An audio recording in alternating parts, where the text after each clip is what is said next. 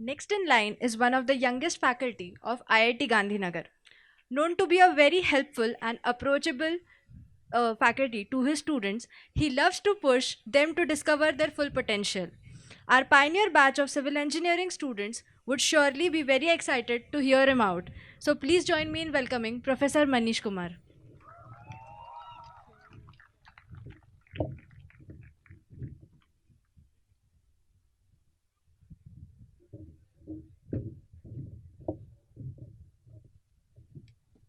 So this is how a typical lecture looks like. 11 p.m. around in the night, and the students are not there. So incidentally, this is not a lecture, but many people are still. I had hoped that they would be here to hear that how a nervous person talks about complicated things.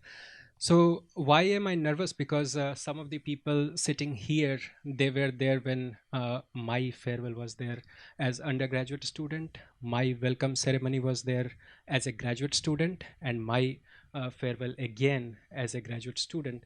And I have to talk wisdom in front of them. So this is a pretty intimidating situation for me. But I'll go ahead. I will start with.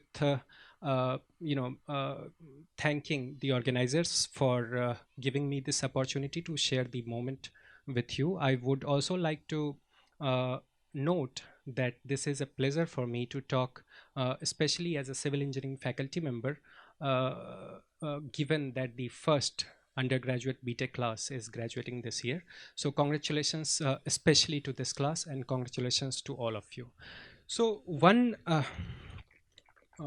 question that perhaps was talked about in one way or the other today many times is that why are we here? Why did we come here? Why did the students choose IIT Gandhinagar as their place of study as a BTech or MTech or PhD students?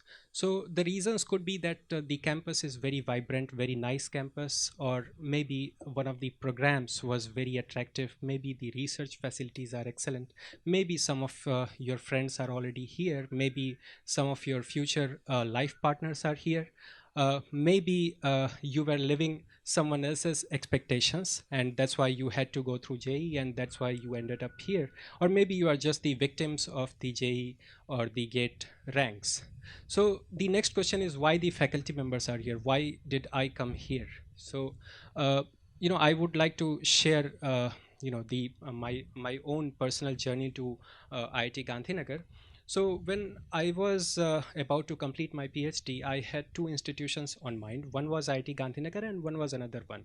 I visited both the institutions. I gave my talk, and what I experienced at IIT Gandhinagar, I mean, this was just one of the factors, one of the many factors. What I experienced here was that the students were very, very participative, very amazingly participative. And then later, when I joined, the trend I noticed in many senses, it continued. So, somebody mentioned a course that I had taught earlier, and mentioned also the incident which was the technical glitches, and those were happening because I was not the expert on the subject. I had just pushed myself beyond the limit, and I simply didn't know what to do about it. And just that I didn't give up. But all the glitches, the final solution actually came from one of the students. It didn't come from me. So it came from the student because many of them were taking the ownership of the project they were doing. Many of them were doing the job of the TA, what a TA or the lab staff was supposed to do. And that came because by nature, I think many of them are participating. Many, the spirit of volunteerism, the spirit of ownership, these are the good things among the students. And I can tell you, I have seen my class of my undergraduate institution, and with me teaching them, I simply cannot imagine pulling off a thing like that. So this is one aspect that differentiates between the student of IIT Gandhinagar and the students from other IIT. This is one factor. So When I was graduating my undergraduate, one of my friends made a remark saying that, okay, this is like end of a 4 year holiday. So for a BTech life at IIT Gandhinagar for him was a 4 year long holiday.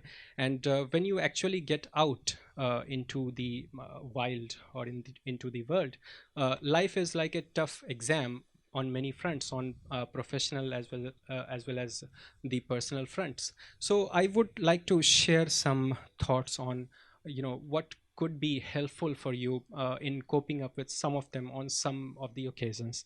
So one story I would like to tell is about my you know uh, great grandfather from the extended family. He was the first BTech from an IIT in my village, and it was his farewell, just like this, in 1960s.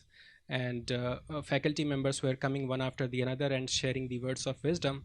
And the last one was particularly interesting. So this gentleman, this faculty member, was from the southern part of the country, and he had a wonderful accent, and he wanted to share that story. I definitely cannot replicate the accent and the impact, but will still try to narrate the story. So it goes like, there was a boy and girl. They got married, and after a while, when everybody leaves, the all the guests are gone, and they are the only ones left in the house. So the next morning, the question is that who is going to prepare the breakfast. So it was maybe 1960s or maybe 50s. So the lady of the house, she takes charge of making the breakfast. She goes into the kitchen, some noise begins. uh, 10 minutes, 15 minutes, the food is not coming.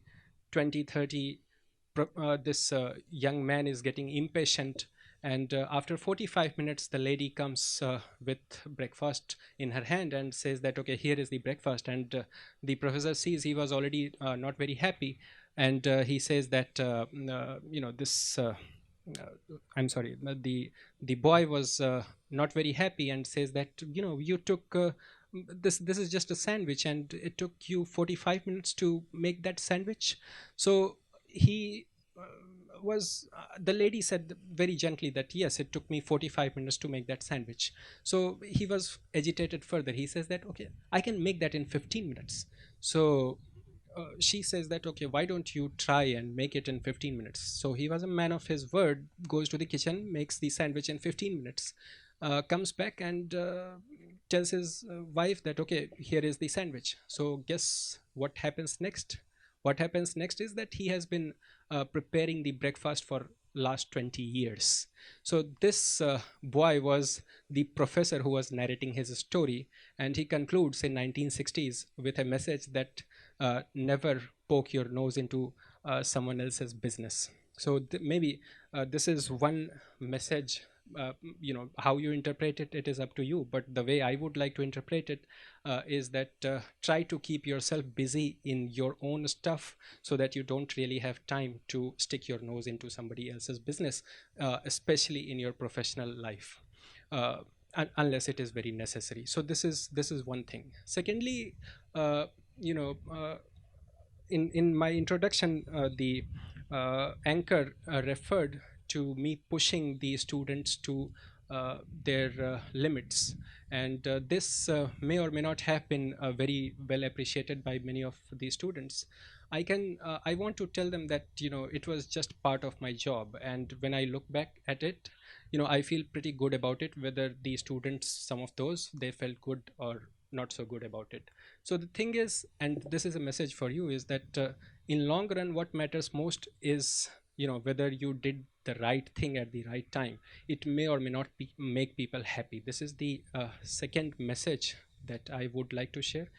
The third one is, again, it's my own personal life. It was my own uh, final weeks into the undergraduate program, and it was the middle of March. I was into a lecture, sitting very relaxed, hands behind my head. uh, the instructor noticed that, what are you doing, you appear to be very comfortable to me. And I said that, well, I just finished the last midterm exam of my life, and that's why I'm comfortable and relaxed. So he says that, well, I thought when I was graduating that I wouldn't have to take so many courses in a particular area, but then later on he had to take so many courses. And see what happens, 2 weeks later I was applying for a master's program at the same institutions. So this is a very dynamic time for all of you. Many ideas are crossing your mind, and perhaps nobody has clarity which one is the right one for you. So only suggestion I would like to make on this one is that let the good ideas rest in your mind. Keep taking small steps. Maybe destiny will show you the right path eventually at right time, because you don't have control on so many things, on so many factors. With that, I think I spoke a lot already. Uh, I'm sure that everybody is eager to go into the photo session. I think there are only a couple of talks left after me. With that, I would like the graduating class, the bachelors, the masters, PhDs, all of you, all the best, and many, many congratulations. I'm sure that you will do very well, and you will make all of us very, very proud. Congratulations.